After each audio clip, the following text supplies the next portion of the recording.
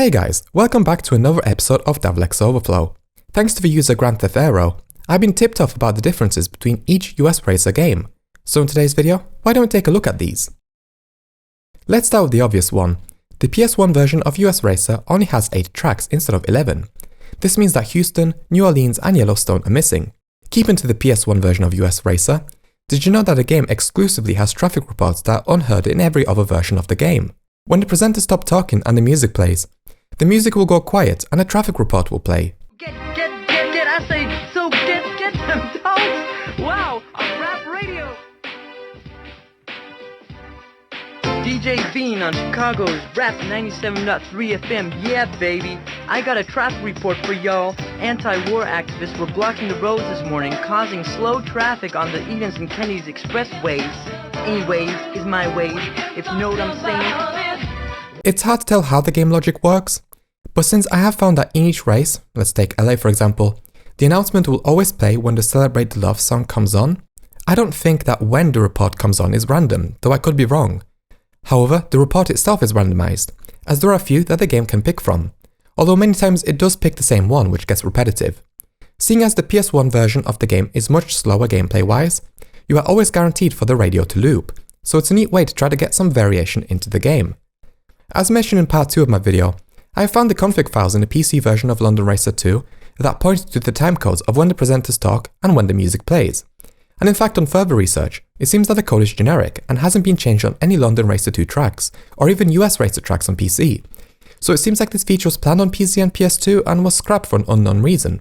A complete speculation is that maybe the devs weren't able to get this feature to work reliably, so they dropped it. Because if they didn't like this feature, why would they have sent the audio files to Inverse for the PS1 port? However, this does also mean that we do not have access to the traffic reports from New Orleans, Yellowstone and Houston. I suppose you could call it lost media, although we don't know if they ever existed for certain. Keeping to the radio stations, did you know that in the PS2 version of the game, some jokes from the presenters had been cut? The Whiz Kid. Did you know that clinophobia is the fear of beds? Imagine what a schizo and an info-clinophobe would be. Here's Tracks with WW on Whiz Kid. Here's Tracks with WW on Whiz Kid. WRAP 97.3 FM, and I got a caller on the line. What's on your mind? I just want to give out a booty call to that delicious blonde that just raced past me along the magnificent mile. Booty call, yeah! WRAP 97.3 FM, reminding you to stay tuned tonight. WRAP 97.3 FM, yeah! WRAP 97.3 FM, reminding you to stay tuned tonight. Did you also know that in London Racer 2, some of the voice lines from US Racer got cut? See ya, jerky! I'm a freaking wheeled warrior, man. I take on all you beats. Hey, fool! The big change that I want to focus on in this video, however, are the differences to the tracks between the PS1, PS2 and PC versions of the game. What I did not realize when playing the PS1 versions of Davilex games was the effort that Inverse went into to modify the models to work on the PS1's weaker hardware. Since if you don't compare the games side by side next to the next generation counterpart, they look really similar. And for this, I won't be pointing out every single geometry change in the levels, but I do want to focus on a few environmental changes, among some bigger changes. Starting with New York, a random barrier had been added to the roads. The ramp at this building had been blocked off, not allowing you to jump off.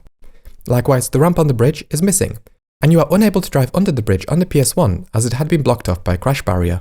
Out of my own curiosity, I decided to compare this with the PC version of the game, and the containers under the bridge were very heavy and would slow down your car, while on the PS2 you can drive straight into them because they have the weight property of a balloon. Next up is LA, one of the many parts of the PS1 game where you can see some creative liberties taken. There is a poorly textured wall added next to one of the studio hangars, as well as the fence surrounding it, and the numbers for each hangar are missing, and likewise with the exit text. We can also see that the interactive environmental detail is missing, like this globe that comes towards us. Next up is Chicago, where we can see that an iconic to Chicago drawbridge had been lowered on the PS1.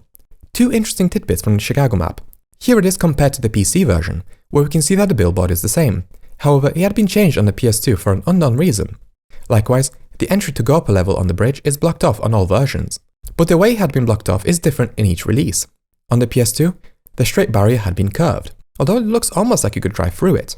The PC version has two crashed cars, The PS1 has none.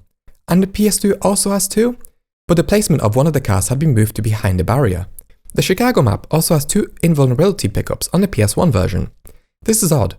One of these pickups has the shield icon, while the other has an icon for a speed boost.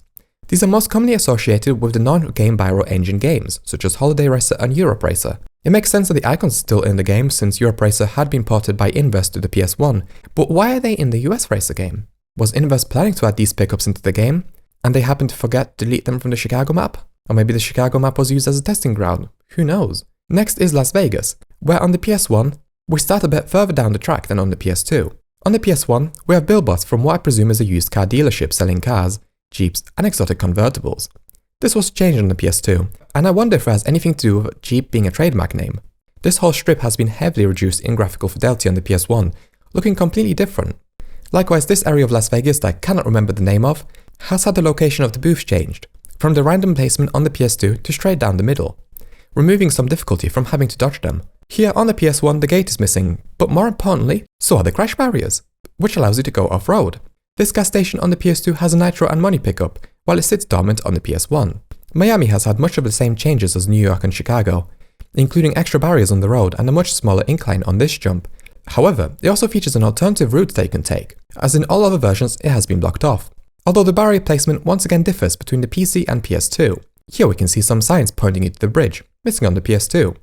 In the Grand Canyon, surprisingly all of the games have rafting boats. PC and PS1 have working physics, while over on the PS2, they clip through the logs. Also, the PS1 has heavily reduced geometry, removing the waterfall and just placing an edge of a cliff behind the logs.